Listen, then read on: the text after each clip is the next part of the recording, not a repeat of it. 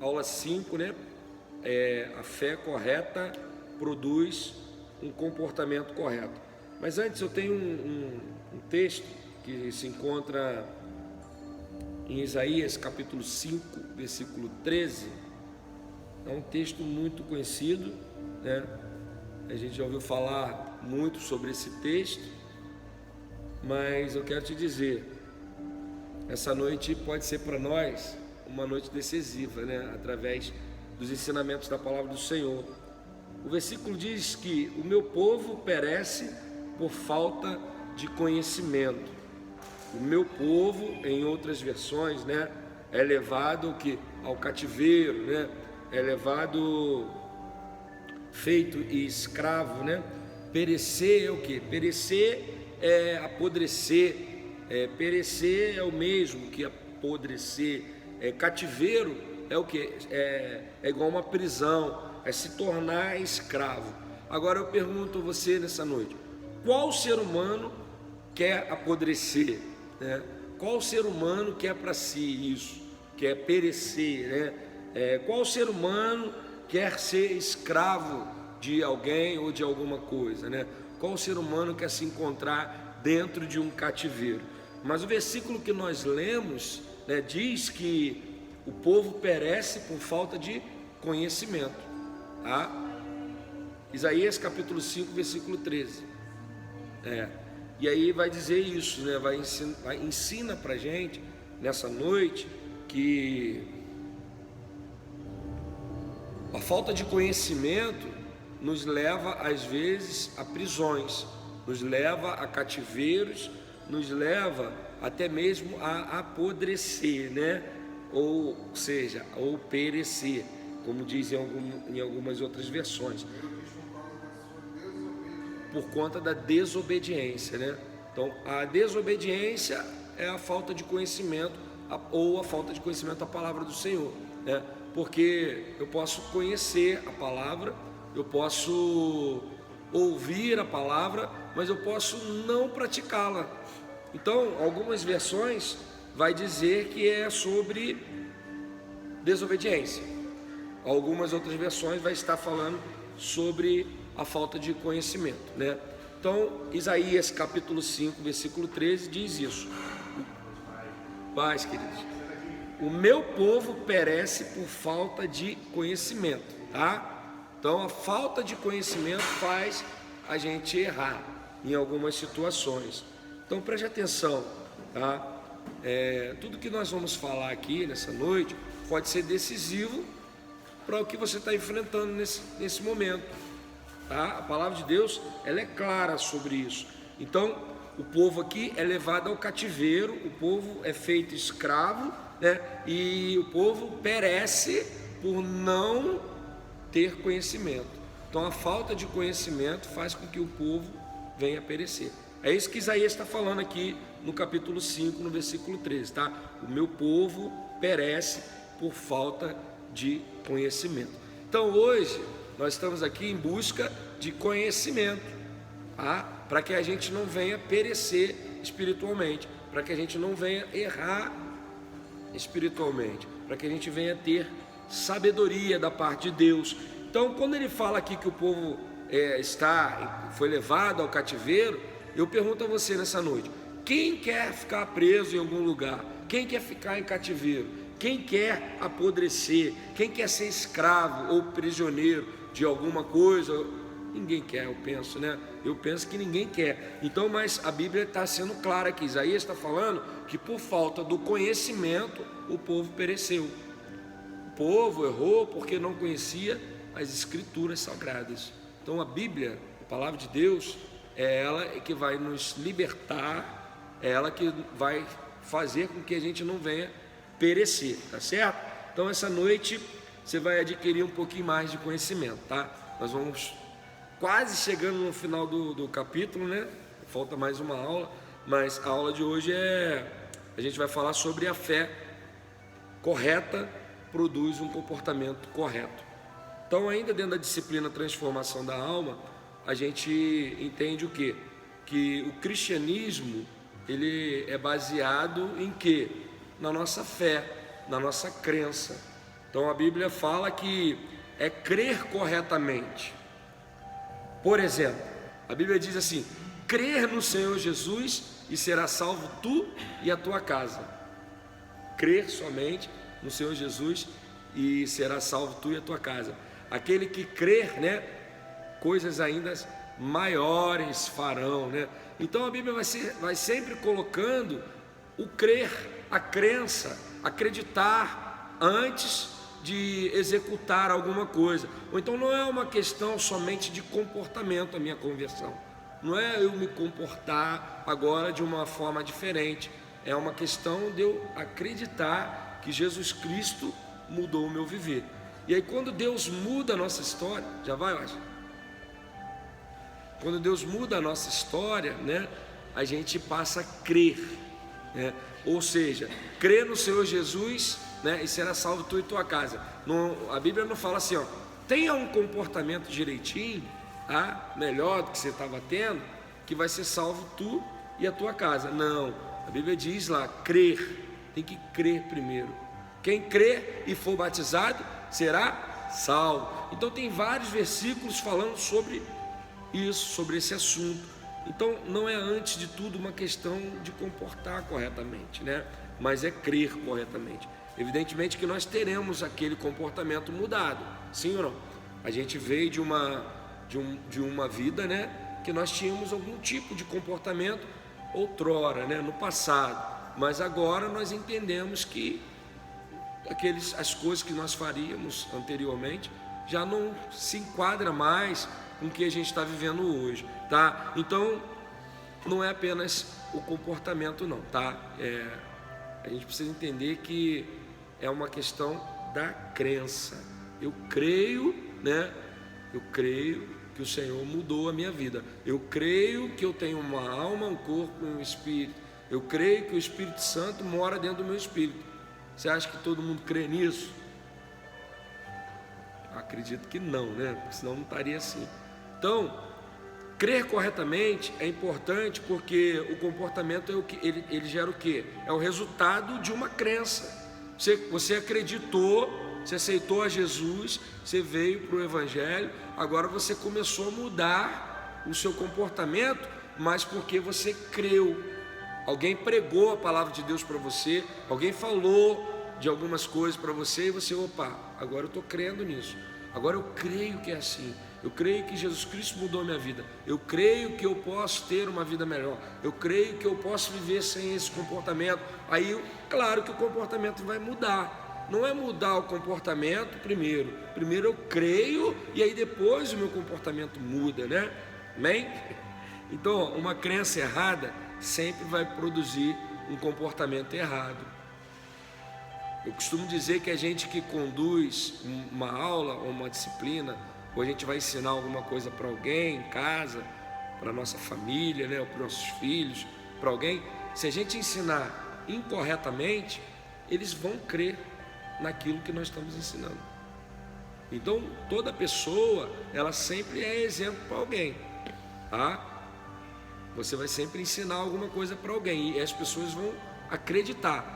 Pelo menos aquelas pessoas que Deus já colocou debaixo da sua cobertura ali, né?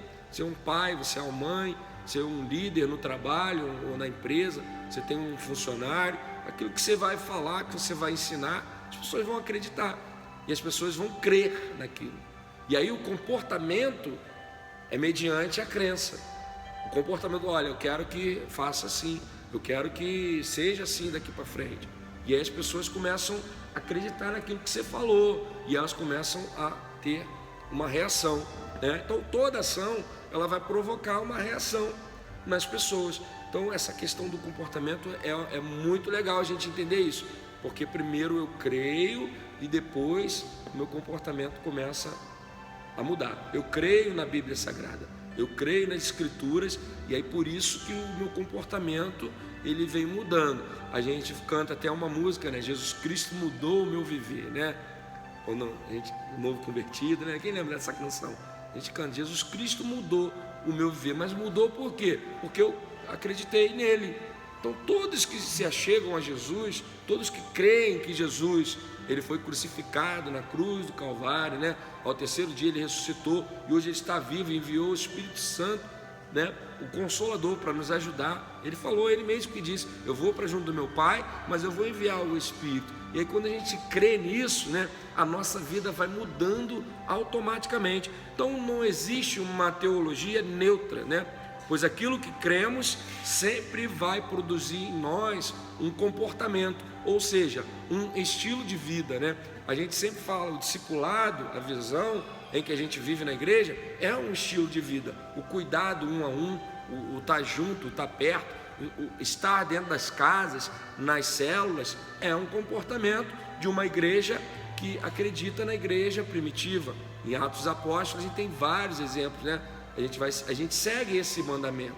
A gente vê Jesus indo nas casas e anunciando o evangelho da salvação. É o que a gente faz. Então o nosso comportamento também muda a partir daquilo que a gente acredita. Então crer sempre vai produzir em nós um estilo de vida. Amém? Agora, queridos, se queremos ser transformados, precisamos de fato mudar a crença, né?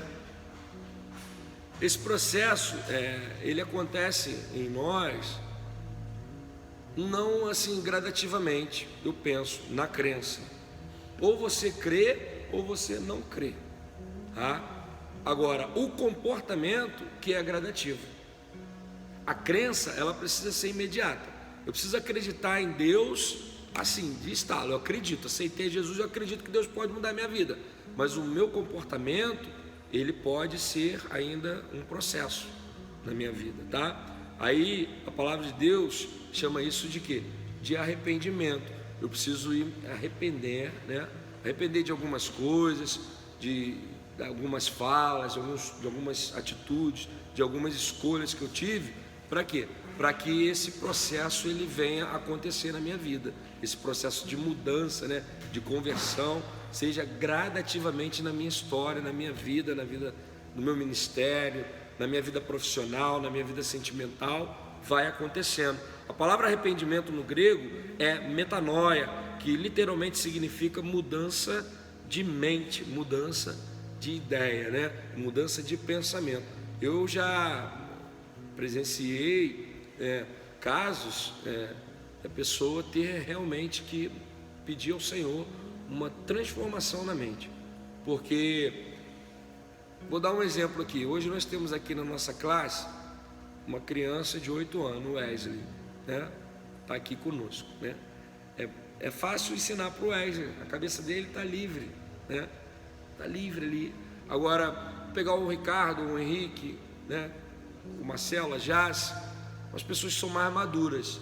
Quando eu vou passar algum ensinamento para uma pessoa que é mais madura, a pessoa, aquele ensinamento que ela recebe, ela tem um conflito com aquela informação que ela já tem dentro da mente dela, aquilo que ela acredita ser o comportamento correto. E aí talvez hoje seja isso, né, que esteja acontecendo aqui. Uma informação que nós estamos dando aqui e você, opa, peraí. Aí às vezes você fala, pô, eu penso diferente, tal, eu vou fazer do meu jeito. E aí é a crença. Agora, por que é mais fácil ensinar uma criança do que uma pessoa que já tem uma opinião formada? Porque está vazio, está desconstruído. Então, na pessoa que já tem uma formação, a pessoa precisa fazer o quê? Precisa zerar a conta. Se eu creio que é a palavra de Deus, eu preciso fazer uma metanoia. Eu preciso desconstruir todos os pensamentos, tudo aquilo que eu construí, né, que eu penso ser correto, né, zerar.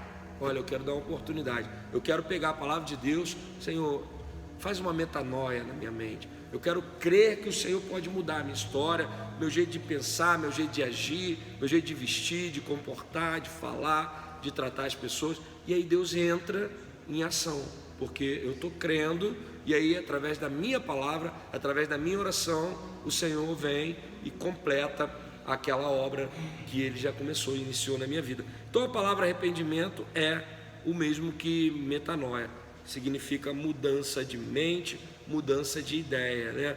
Então, o arrependimento hoje, no caso aqui, pelo que nós estamos estudando, falando de fé, uma fé correta, né? Ela produz o comportamento correto. Então, por quê? Eu posso ter uma fé que eu acho que é correta, mas ela é incorreta, né? Fé é o quê? É aquilo que eu acredito, né? É as coisas que a gente não vê, mas que a gente espera, né? Isso é fé, é definição de fé. A pessoa pode ter fé nela mesma, pode ter fé no seu próprio braço, ela pode ter fé em Deus, ela pode ter fé em outros deuses, ela pode ter fé em um monte de coisa. A pessoa pode ter fé em simpatias, pode ter fé em um monte de coisas, superstição, acreditar em alguma história. A fé, ela não está ligada só a Deus, não, tá? Você pode, fé é você acreditar em alguma coisa, tá? Agora, a fé correta é a fé que nós estamos pregando aqui hoje.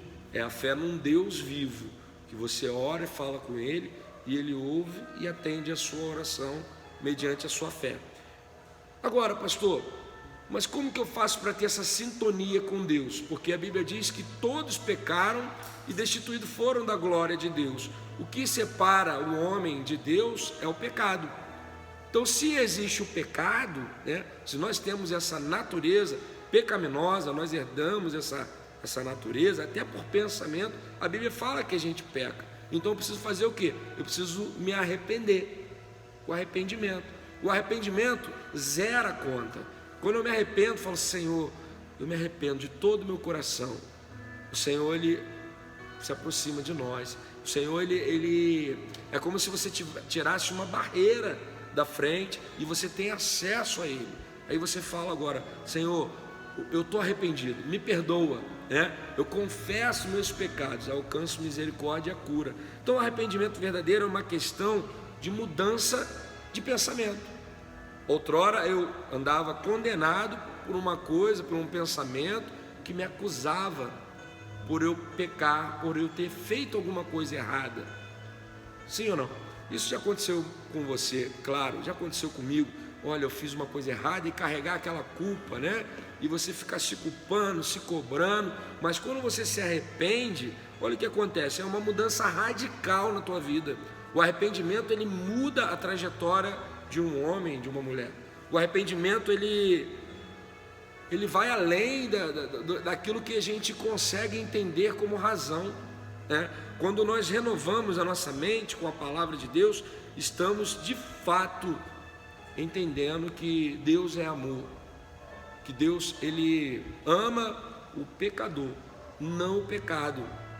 Deus, Ele não faz acepção de pessoas. Deus não exclui ninguém por classe social, por cor de pele, por ideologia, nada. Quem faz isso é a religiosidade, são os homens que têm os seus pensamentos, né? Deus, Ele ama todos de igual maneira. Agora, para que a gente tenha acesso a Ele, a gente só tem um jeito, tá? A gente ficar perdoado, zerar a conta com Deus, precisa se arrepender. E aí quando eu me arrependo, eu falo, Senhor, pequei contra Ti, já não sou mais digno. O Senhor derrama a Tua misericórdia, o Teu amor sobre a minha vida. E aí Deus perdoa e sara nossas feridas, cura nossa alma, e a gente fica pronto para avançar para um outro estágio, tá? Então Lucas capítulo 15, o Senhor contou a parábola das 100 ovelhas como uma ilustração do verdadeiro arrependimento, mas nada nos é dito sobre a ovelha, senão unicamente sobre o pastor. É o pastor que sai para procurar a ovelha, é o pastor que deixa as outras 99 no aprisco, é o pastor quem coloca nos ombros e carrega, e depois é o pastor quem se alegra com os amigos. Onde fica a ovelha nessa história, tá? Não é a ovelha que precisa do arrependimento. A única atitude da ovelha foi a de se deixar ser levada de volta para casa.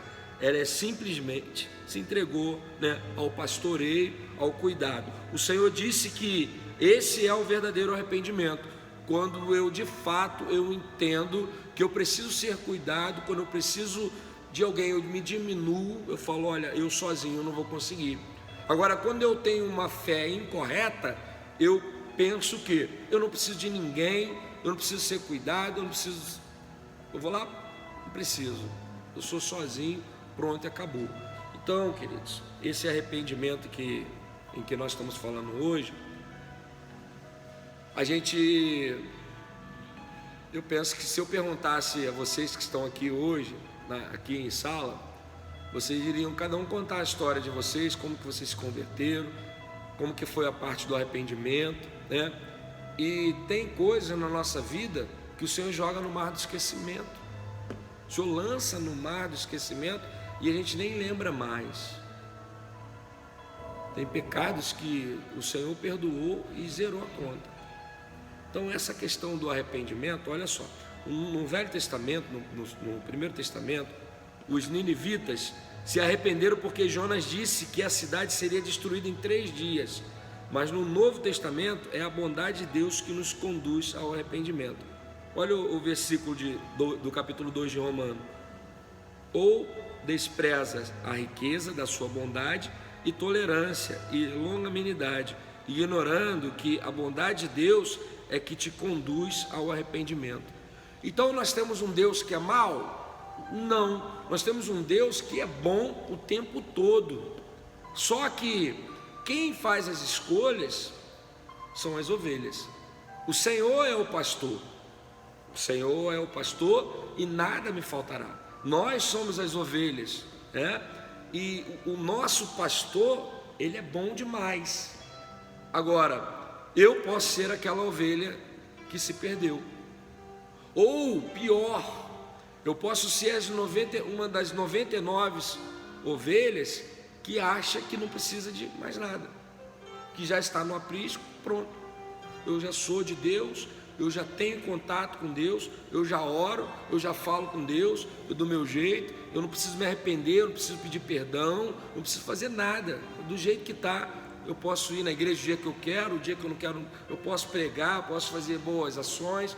Não, querido, não é isso que o Senhor fala para nós, tá? O Senhor fala que a bondade de Deus é algo infinito. Deus é bom o tempo todo. Só que a ira de Deus também ela está aí. Deus é justo. Deus é justo, né?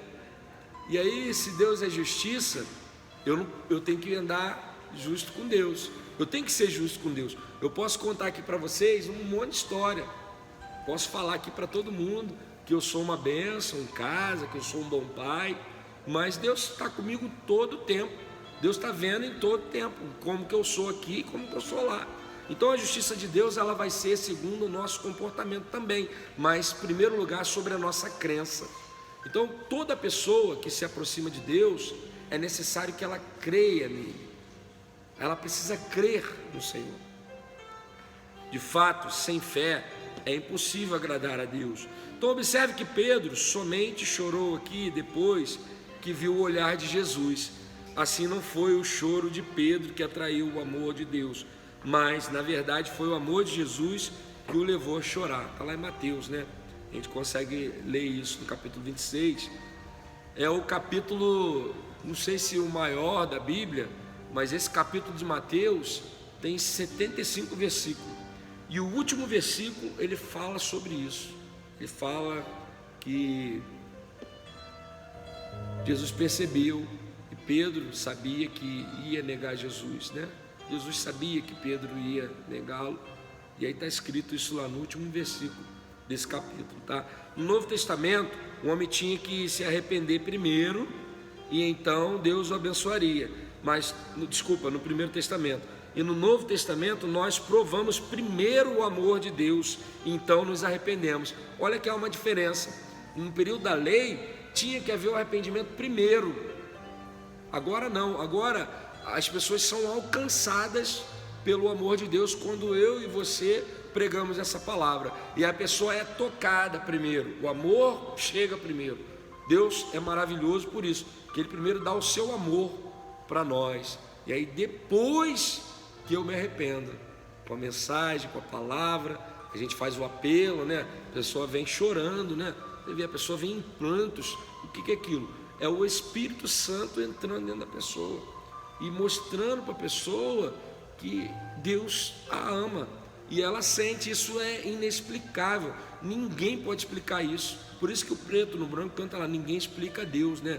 Quando a presença de Deus chega na vida de um homem, né, ele encontra morada ali, ele ele bate a porta, né? Lá em Apocalipse vai falar sobre isso, né? Eis que estou à porta e bato. Se abrir, ele entra dentro do coração da pessoa e entra no espírito, né? E aí ele faz morada. E aí ele vai arrumando as coisas, né? A gente já cantou também, né? Mude as coisas de lugar. A gente canta essa música. E aí o Espírito Santo faz essa obra, essa mudança, essa reforma dentro de nós, né? Com o amor de Deus, ele vai mudando as coisas de lugar. Ele vai tirando. O que é isso? Aquelas vontades que eu tinha pela minha carne, né? Já não tenho mais. Agora eu já não vivo mais eu, Cristo vive em mim. Agora a minha carne, ela está sendo mortificada, o meu espírito está sendo vivificado. Eu estou vivendo para Deus, para as coisas de Deus, eu estou adorando a Deus, eu estou me aproximando de Deus, eu estou crescendo espiritualmente, eu sinto mais a presença de Deus, eu entendo mais a palavra de Deus, porque eu estou me inclinando para as coisas de Deus, tá? Então o arrependimento, ele envolve a tristeza, segundo Deus, pelo pecado,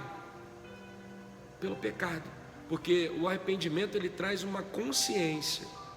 Eu me conscientizo e aí o Espírito já está dentro de mim, e aí ele se move dentro de mim até com gemidos. Ele vai intercedendo por mim, ele vai me fortalecendo. Por isso que a gente pede o Espírito Santo para nos ajudar, né?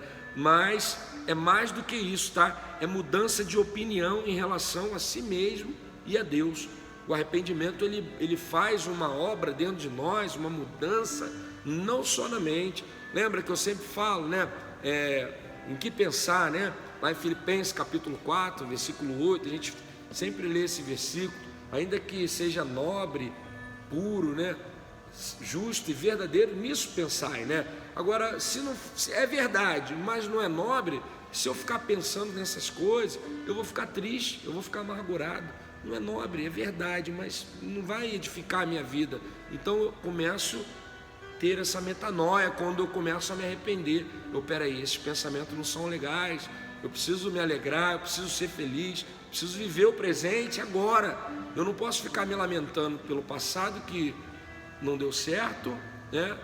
Ou pelo futuro que ainda vai vir, se eu nem sei se vai acontecer, mas eu posso ser feliz agora no presente. E aí quando eu coloco o meu presente como prioridade na minha vida, eu sou uma pessoa bem resolvida, sou uma pessoa alegre, sou uma pessoa feliz, tendo fartura ou não, tendo luxo ou não, porque eu já entendi que não são as coisas. Eu preciso ter coisas, eu preciso ter recursos, preciso me alimentar, preciso investir, ter o refrigério, né? Ter aquele momento de descanso, aquela viagem, aquele passeio, né? Aquele lazer. Isso precisa para você, né, dar aquela recarregada nas baterias, né? Você precisa desse momento, mas não é preocupação de ter essa necessidade. É ter a presença de Deus que vai me fazer uma pessoa feliz, porque a tristeza, segundo Deus, produz arrependimento para a salvação, que a ninguém traz pesar, mas a tristeza do mundo produz morte. Está lá em 2 Coríntios capítulo 7. É tristeza em Deus e tristeza do mundo. Você precisa distinguir isso. Qual é a tristeza do mundo? A tristeza do mundo traz morte. A tristeza em Deus traz um estado de consciência para o arrependimento. Olha, eu sei que eu vacilei contigo, Senhor, mas me perdoa, eu estou triste. E a Bíblia fala que o choro ele pode durar uma noite, mas a alegria vem ao amanhecer, né? E aí Deus cura, Deus te deixa alegre de novo, e aí você bola para frente, vida que segue, e aí você começa a caminhar de novo, ter força para conseguir vencer, né, todos os obstáculos que a vida vem de acordo com a nossa situação, né, onde nós estamos implantados. Então a fé correta, ela produz o comportamento correto, tá? Em relação a Deus, precisamos reconhecer que Ele nos ama. Pronto, isso é fato. Agora, o Senhor já nos amava quando vivíamos no pecado e até blasfemávamos, né, contra Ele. Sim ou não? Olha aí o que a palavra fala em Atos, capítulo 20, versículo 21. Testificando tanto a judeus como a gregos o arrependimento para com Deus e a fé em nosso Senhor Jesus Cristo, tá? E aí em João 3,16 vai falar o que? Deus amou o mundo de tal maneira que deu o seu único filho, né, para todo aquele que nele crê, não pereça, mas tenha vida eterna. Então o Senhor já nos amava quando vivíamos até fora da presença de Deus. Deus já nos amava, Deus já ama a humanidade. Então tem pessoas que ainda nem conheceram esse evangelho, mas já são amados do Pai. Então o desejo do Senhor é que a palavra de Deus seja pregada a toda criatura, que todos sejam salvos. Todos vão ser salvos? Não, nem todos vão ser, mas é desejo do Senhor, é desejo do Pai que o evangelho todos sejam alcançados por esse evangelho, tá? Então, em relação a nós mesmos, precisamos reconhecer o pecado da justiça própria. O arrependimento segundo o evangelho é abandonar a ideia de que possuímos algum merecimento. Não é por merecimento. A graça e o amor de Deus é um favor imerecido, tá? O arrependimento é reconhecer que obras mortas como moralidade ou sacrifício religioso não podem salvar ninguém. Ou seja, eu posso ser muito bom, e nós somos, em ação social, a gente ajudou aí a comunidade, né? Entregamos 1 tonelada de alimento, fizemos um monte de coisa aí, né? Mas isso é o suficiente? Não, isso não salva ninguém, tá? Ajuda as pessoas, claro, a comunidade. A gente está fazendo nosso papel como discípulos, né? Fazendo bem ao próximo, né? Amando o próximo, pessoas que a gente nem conhece, nós estamos nos preocupando com ele. Mas isso não é o suficiente, isso é necessário, tá? É necessário que nós façamos boas obras, mas por isso, pondo de parte os princípios elementares da doutrina de Cristo, deixemo-nos levar para o que é perfeito, não lançando de novo a base do arrependimento de obras mortas e da fé em Deus. Precisamos entender isso, tá? A fé sem a obra, né? Ela não vai andar sozinha, ou a obra sem a fé. Então precisa ter uma temperança, a gente precisa ter esse controle disso. Eu preciso exercitar minha fé, mas eu tenho que entender que a cada dia eu sou uma pessoa que eu não mereço nada, porque eu sou uma pessoa que peca a todo tempo. Então por isso eu preciso me arrepender a todo tempo, preciso pedir perdão ao Senhor a todo tempo. A palavra de Deus diz que a fé que salva é aquela que crê que Deus justifica o ímpio. Se não reconhecemos que somos ímpios, então não precisamos de um Salvador, não precisamos, tá? Mas ao que não trabalha, porém, crê naquele que justifica o ímpio, a sua fé lhe é atribuída como justiça. Não é isso que Deus está falando para nós, tá? Lutero dizia: Senhor, tu és meu pecado na cruz, e eu sou a sua justiça na terra. Então, o papel que Deus fez na cruz por nós, o que nós podemos fazer, o mínimo por Ele, é anunciar que Ele é amor, que Ele ama o próximo, que Ele é justiça também, mas Ele é amor. Ele ama o ímpio, Ele ama o pecador, não o pecado, tá certo? Alguém quer perguntar alguma coisa? Estou falando muito hoje, né? Então, ó, viva pela justiça de Cristo, viva pela justiça de Cristo, tá? Pedro cometeu o mesmo pecado de traição de Judas, mas ele se permitiu ser amado pelo Senhor. Muitos são como Judas, que querem fazer justiça punindo a si mesmo pelos próprios pecados. Quando fazemos isso, estamos simplesmente andando pela justiça própria. Eu já conversei com pessoas que afastaram do caminho e alegavam: ah, pastor, eu fiz um monte de coisa errada, eu nem sou digno de ir para a igreja. Não, eu não vou não, eu não quero. A gente vai visitar, né? As pessoas falam, eu falo, queridos, mas olha, qual é a diferença, né? Deus, Ele ama você. Deus, Ele não está satisfeito com o que você fez, claro. Mas se você se arrepender e pedir perdão a Ele, Ele vai chegar para você e vai te perdoar. Assim como Ele falou para Pedro. Pedro perguntou: mestre, eu tenho que perdoar eles? Aí o que Jesus fala para Pedro, né? Olha, você tem que perdoar sim, vai lá e perdoa, mas você não vai perdoar só uma vez, não. É 70 vezes 7, né? É um monte de vezes num dia, né? Então o perdão, o arrependimento, a santificação, né?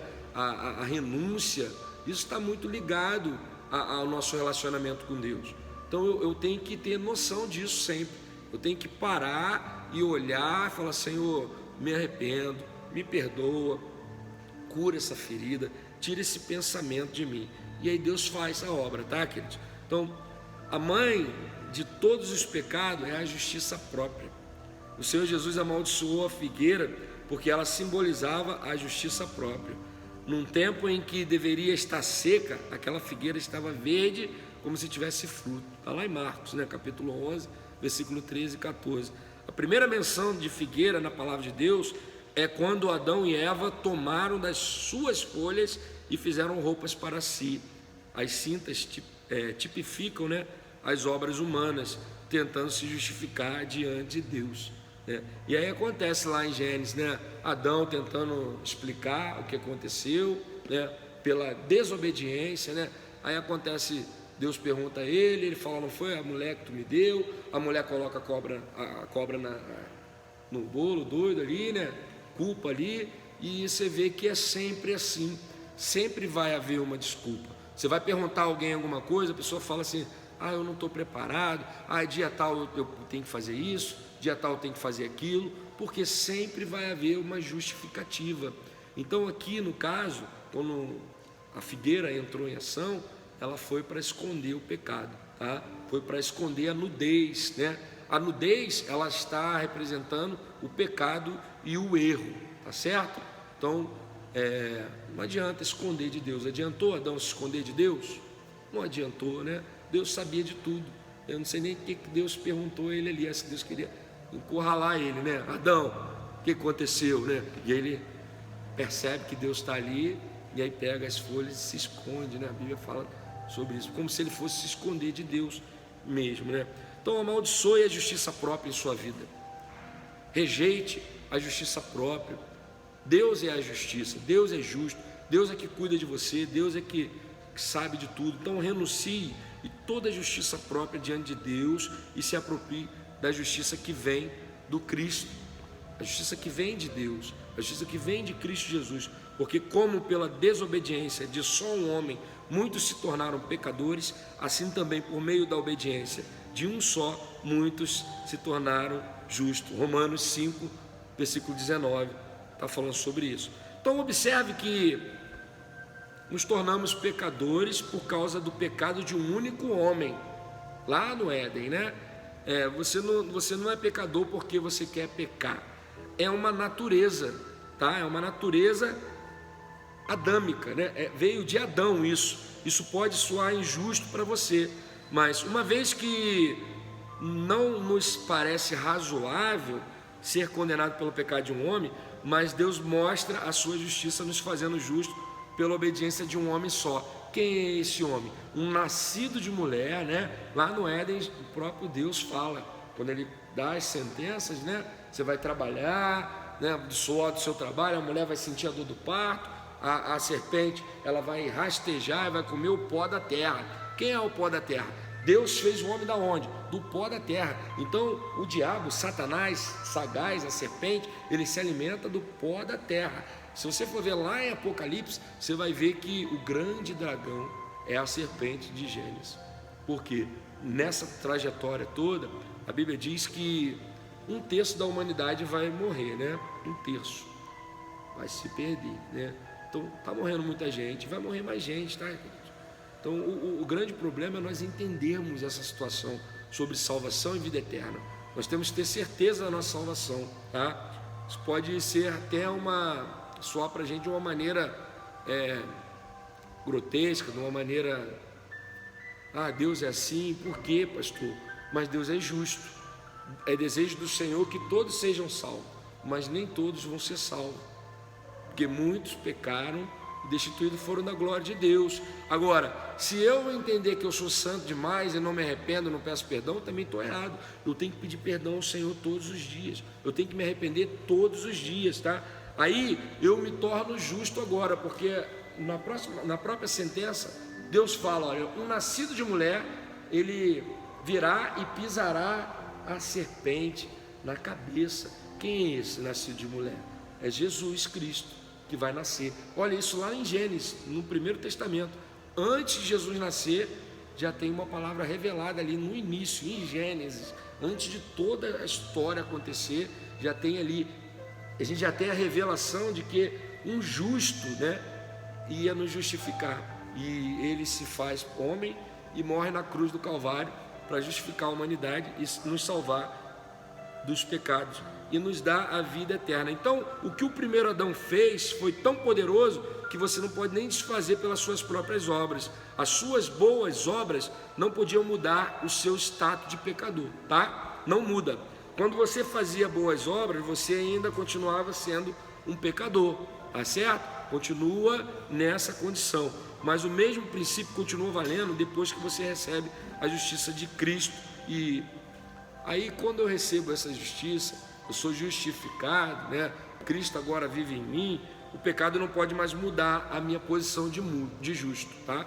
Não pode mais. A minha condição agora, eu sou filho, eu era órfão, agora eu sou filho, agora eu tenho um Pai eterno, tenho um Pai celeste que cuida de mim, que zela por mim, que eu tenho intimidade com Ele, que eu falo com Ele, que Ele está dentro de mim, o Espírito está dentro de mim, eu ando com Ele, aonde eu vou, eu falo, Senhor, me ajuda, e Ele vai na frente, Ele dá ordem aos anjos ao nosso favor, tá? Então isso é o que? Isso é uma crença na fé correta. E aí, muitas das vezes nós até estamos inseridos nesse contexto, mas a nossa crença, ela falha. Aí nós paramos de acreditar que é assim, que nós temos um Deus poderoso, tá? Um Deus poderoso que pode mudar a trajetória da humanidade. Por que que não acontece? Por conta da infidelidade na crença. E aí o pecado não pode mais mudar a nossa posição de justo, tá? O poder do pecado não é maior do que o poder da justiça de Cristo que nos foi dada. Então nunca julgue a sua posição pelo seu comportamento, mas sempre julgue o seu comportamento baseado na sua posição. A sua posição é que, olha que interessante essa parte, a sua posição é que você é justo e justificado em Cristo, tá? Então declare aí o seu comportamento errado, é inadequado para você. Todas as vezes que você entende que você errou, é uma oportunidade que Deus está te dando de você descobrir a maneira de como não fazer mais. Então não é que você deu errado, não é aquilo que você fez, não, você tem que olhar, olha, essa é uma maneira que eu descobri que eu não posso fazer mais. E aí quem faz as mesmas coisas tem sempre os mesmos resultados. A gente precisa mudar, né? E o que impede a gente de passar para a próxima conquista é a última conquista. É aquela última conquista que nós recebemos, ela nos afasta da próxima bênção. A gente fica na zona de conforto, a gente entra ali, tá? A gente entra nessa questão. Então isso não é um tipo de licença para pecar, tá? Quando a gente prega muito sobre a graça, né? A gente prega muito, pastor, então quer dizer que agora eu posso pecar à vontade? Não, não é isso. Agora você tem que vigiar mais, você tem que estar com a vigilância redobrada, porque agora eu acho que é mais forte ainda, tá? Porque o pecado, ele não tem mais domínio sobre aqueles que estão debaixo da graça. Como é isso, pastor? Eu jejuo, eu estou sempre santificando a minha vida, eu estou sempre estudando a palavra, eu tenho agora armas espirituais que me fazem um cristão forte, que me fazem um cristão maduro, né? E aí o pecado, ele agora não pode mais comigo, tá? Agora, pode sim, se eu quiser, tá? Porque o pecado não terá domínio sobre vós, pois não estáis debaixo da lei, e sim debaixo da graça, tá? Então rejeite toda introspecção. A introspecção é um tipo de justiça própria, é a carne tentando se melhorar, tá? É um homem pensando que pode se transformar pelo próprio braço. Eu posso mudar a hora que eu quiser, eu paro. Quem já ouviu isso? Eu tenho esse erro aqui, mas a hora que eu quiser eu consigo parar, eu consigo resolver, eu domino isso. Isso aí não me domina. Eu já vi várias pessoas falando essa situação sobre bebida, sobre jogos, sobre vícios, né? A pessoa mal ela sabe que para cada pecado, né, desse tem um demônio atuando, né? Por detrás, né? Eu gosto de ouvir música de rock, tem um demônio. Depois em outra situação eu vou falar isso para vocês. Tem um demônio que faz a pessoa gostar daquilo e entender aquelas letras com nitidez, tá? Esse demônio Ele fica pertinho do ouvido, soprando. É o trabalho dele para tirar a pessoa da presença de Deus, fazer com que a pessoa se apaixone por determinadas situações que roubam a presença de Deus. Então precisamos entender que é a justiça dele que nos faz justo, tá? É a justiça de Deus, não é as nossas boas obras. O diabo sempre nos dirá: olhe para você, veja se você é digno, você não obedeceu o suficiente. Como você pode crer em Deus para receber dele? Quando você desliza, quando você tem um espinho na carne, o diabo vem e acusa você, vem de fato como acusador, tá certo? É nesse momento que precisamos trazer todo o pensamento à obediência de Cristo. Quando você se sente assim, o que você faz? Você arrepende, pede perdão a Deus: Senhor, eu me arrependo, eu fiz errado, agora eu reconheço, o Senhor me perdoa, Pai, em nome de Jesus. Na hora, a Bíblia diz que você zerou a conta com Deus, tá? Se arrepender de todo o coração, né? Você determinar que quer mesmo, você é uma pessoa fraca, não consegue vencer aquilo ali, você fala para Deus, não precisa falar para ninguém, e aí Deus vai te ajudar nessa situação, porque as armas da nossa milícia não são carnais, e sim poderosas em Deus, para destruir fortalezas, anulando nós sofismas de toda altivez que se levante contra o conhecimento de Deus, e levando cativo todo o pensamento à obediência de Cristo, tá? 2 Coríntios capítulo 10, lembra que eu falei da obediência? Começa no pensamento. Então, olha aqui que esse versículo fala, ó: e levando cativo todo o pensamento à obediência de Cristo. Jaz. Dormiu. Vou orar para ele, né? Deus abençoe. E aí, o que acontece aqui nesse episódio aqui, tá? Não é que nós trazemos o nosso pensamento para obedecer a Cristo, é trazer todo o pensamento à obediência de Cristo. A obediência é de Cristo, e porque Ele obedeceu, eu fui feito justo pela fé. Cristo obedeceu à vontade do Pai. Cristo obedeceu à vontade do Pai, e agora toda fortaleza maligna é quebrada por causa da obediência de Cristo. Olha aí que coisa interessante. Quem obedeceu primeiro não foi eu, Jesus Cristo obedeceu primeiro. Jesus Cristo obedeceu primeiro, e aí, por conta disso, aquela obra linda na cruz, é que eu sou justificado. Então a gente tem que entender isso de fato, querido. Se a gente não entender, a gente sempre vai se punir, a gente sempre vai criticar as nossas atitudes, nossos comportamentos, porque a gente está ligado ao comportamento, não na crença. Agora, em que eu creio? Eu creio que Jesus Cristo, Ele teve primeiro Ele foi correto, Ele se fez carne, Ele fez como homem, Ele viveu o que a gente viveu, então Ele morreu em meu lugar naquela cruz. Então é isso que eu creio. Então não é no meu comportamento, não é porque o meu comportamento é assim, é que vai roubar e vai destruir o que foi feito lá na cruz do Calvário. Nisto é em nós aperfeiçoado o amor, para que no dia do juízo mantenhamos confiança, pois segundo Ele também nós somos neste mundo, tá? Ele também e nós também somos, porque nós recebemos Cristo. Então isso aqui é no dia do juízo. A Bíblia diz que nós vamos ter que apresentar nossas mãos. O que é apresentar nossas mãos? Senhor, em teu nome eu fiz isso, em teu nome eu fiz aquilo. Mas o Senhor, Ele vai dizer para algumas pessoas, e a pior frase que uma pessoa pode ouvir é isso: apartai-vos de mim, malditos, porque eu não vos conheço. Fez um monte de coisa em nome de Jesus, faz mesmo, o nome do Senhor é poderoso, mas e aí? Então nós temos que entender isso aqui, tá? Então, se segundo Ele também nós somos, porque nós somos agora irmãos de Cristo, nós temos o mesmo Pai. Então, se Ele nós também somos em nome de Jesus, tá? Porque todo sumo sacerdote, sendo tomado dentre os homens, é constituído nas coisas concernentes a Deus, a favor dos homens, para oferecer tanto dons como sacrifício pelos pecados, tá? Deus sempre trabalha com um representante. Quando Davi venceu Golias, a vitória de Davi foi a vitória de todo Israel, não foi a vitória só para Davi. Então, as vitórias que Deus vai te dar não é só para favorecer você, vai favorecer um povo, vai favorecer um grupo, ou às vezes a sua família, ou às vezes uma pessoa, mas não é individual, tá certo? Não é necessário que todo Israel lutasse. Eles tinham um representante, tinha um rei, tinha um sacerdote, tinha alguém ali. Hoje nós temos Jesus que luta por nós, sim, Jesus já fez tudo por nós, está tudo pronto. E aí a gente vai dentro dessa hierarquia, vai tendo, né, a obediência, a nossa liderança, os nossos ensinos, a palavra de Deus, tudo que a gente entende como ser a fé correta, né, o comportamento correto.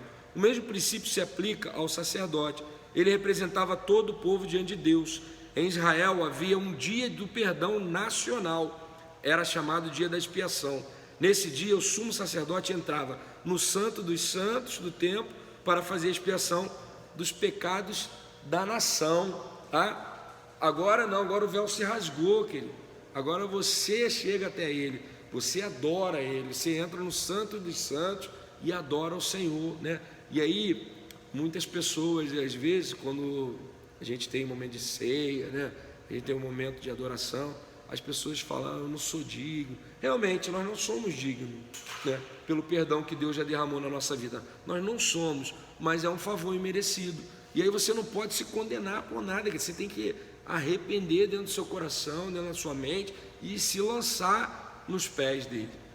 Quando Jesus está no local, a gente precisa de fato adorar ele acima de tudo e esquecer quem nós somos por conta do nosso comportamento, por conta da nossa carne.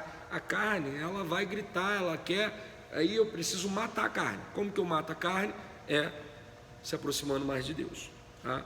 Se o sacerdote entrasse no Santo dos Santos e ele morresse, ele seria arrastado para fora e de toda a nação saberia que Deus havia rejeitado ele. Mas quando o sumo sacerdote saía dos santos vivo, ele erguia a sua mão para abençoar a nação, e agora eles sabiam que Deus o havia aceitado, né? O que Deus está dizendo é que se o sumo sacerdote é aceito, qual a diferença dele para nós, para mim e para você? Tá certo? Você também é aceito. Então João diz que como ele é, nós somos nesse mundo. Se ele é aceito por Deus, nós também somos aceitos. Se ele é justo, nós também somos justos. Se ele é saudável, nós também somos nesse mundo. Se ele é próspero, nós também somos. Se ele está debaixo do favor de Deus, nós também estamos. Então tudo isso é direito nosso, é nossa herança. Tudo que Jesus conquistou na cruz é direito nosso, é nossa herança. E nós abrimos nossas vidas para receber. Amém? É tremendo isso, tá? A gente vai ficar por aqui. Hoje eu quero